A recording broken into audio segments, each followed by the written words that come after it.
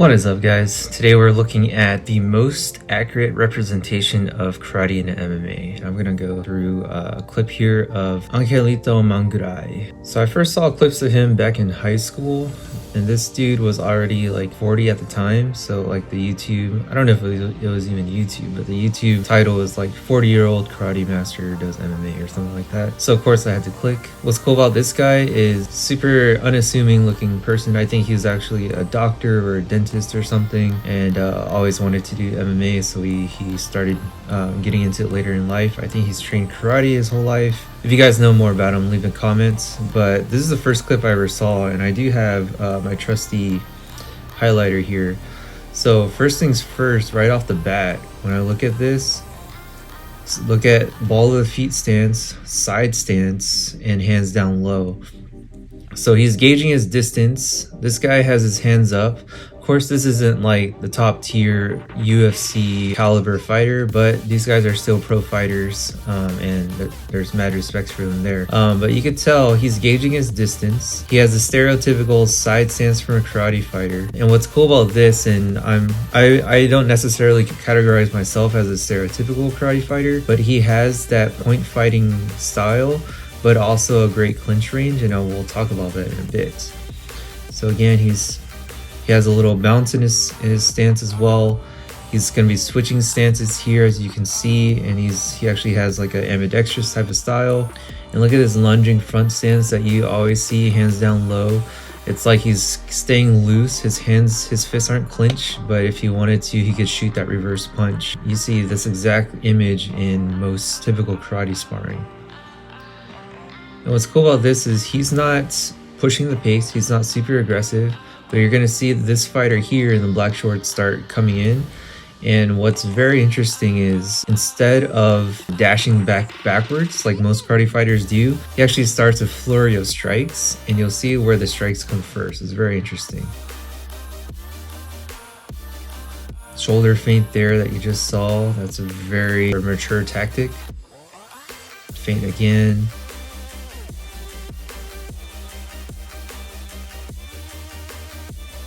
Now he's moving around the cage side to side. Now first strike comes in. He didn't check the kick like a Muay Thai fighter or anything like that. He blocked like with a shito-uke, blocked his roundhouse right at the forearm, kept his rib cage defended, kept his hands up high too. Nice standard block there. Now he's a little flat-footed. The front hand here is waiting for anything to come in as like a feeler. Now look. This is the first instance where like it piqued my eye. I acknowledged like this is gonna be a great match.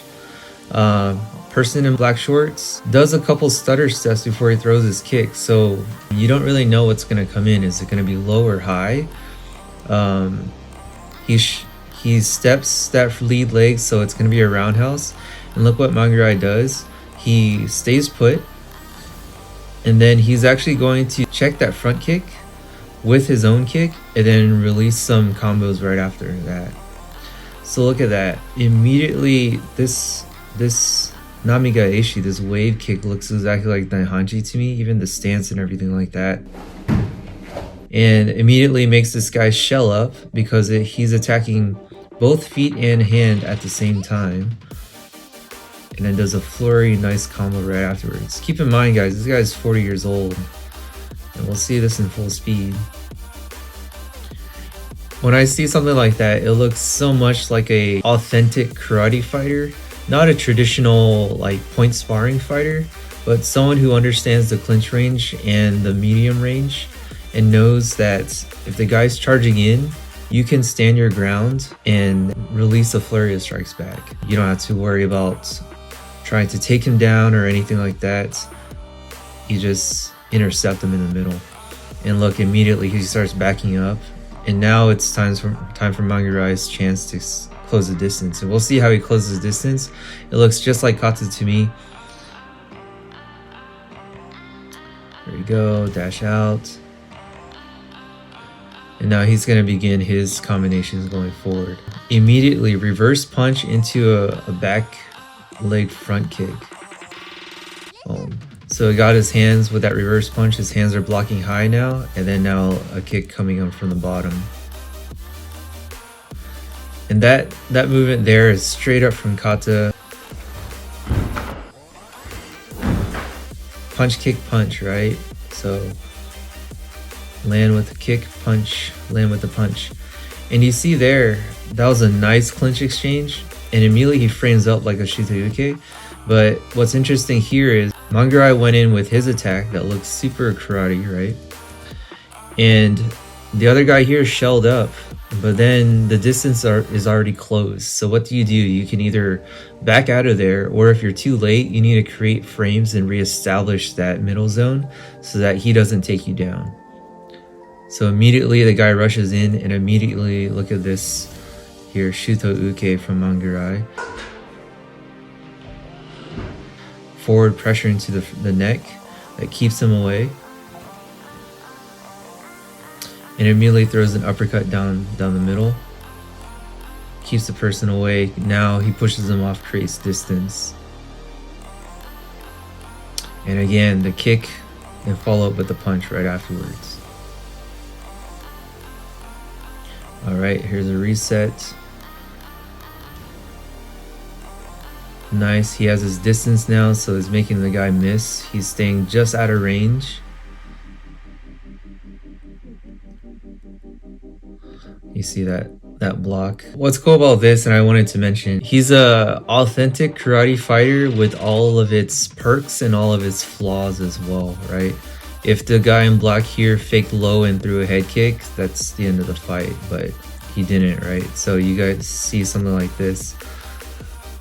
This type of stance straight up looks like karate sparring to me.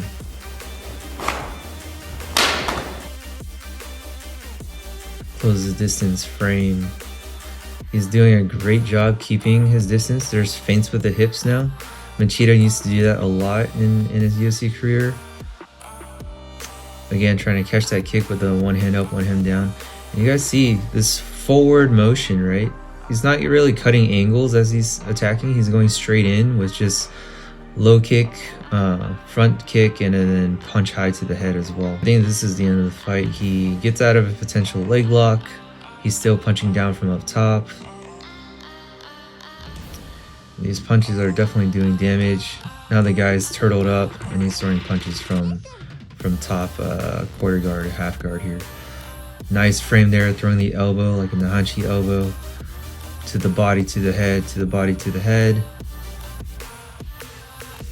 He's still being active off the floor. Oh, there's a big punch to the orbital.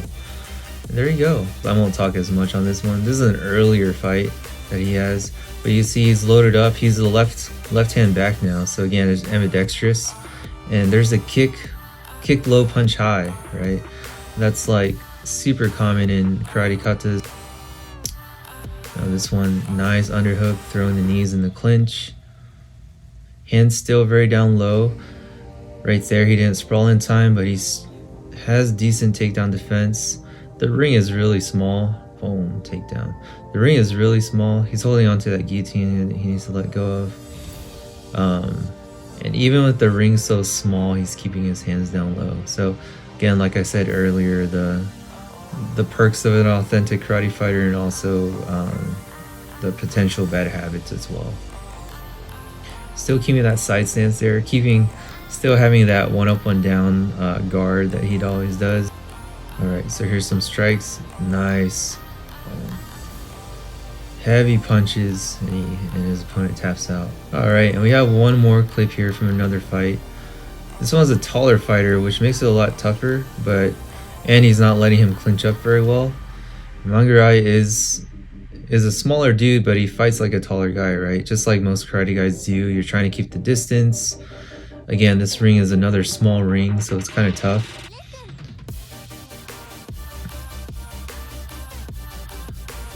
Does a good job in the clinch, trying to stay centered and stay low and try to bully the guy around, but that guy's just way too tall. It's a little tough. Nice elbow from him as well. But yeah, keeping your hands down low like this with a tall kicker is is a recipe for disaster. That was a nice reverse punch attempt again. But unfortunately, all of these are going to the body, right? It's hard for him to make contact with the head with this height disadvantage.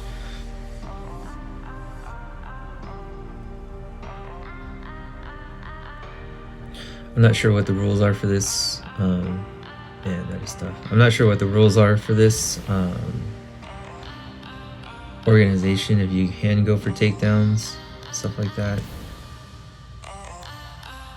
But yeah, Manguray with the heart, because it's just, if you guys ever fought anyone that's so much taller than you, it is rough because you want to close the distance, but then in the middle zone, you're throwing punches and you're also eating their elbows because they're just so much lengthier than you are. There's a takedown. I think this one actually ends in submission by the opponent. But hope you guys like this little clip.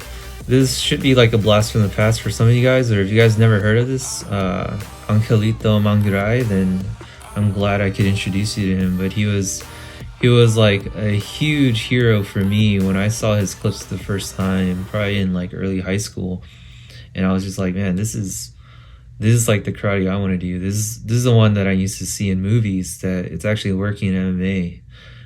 So hope you enjoyed this clip, and catch you next time.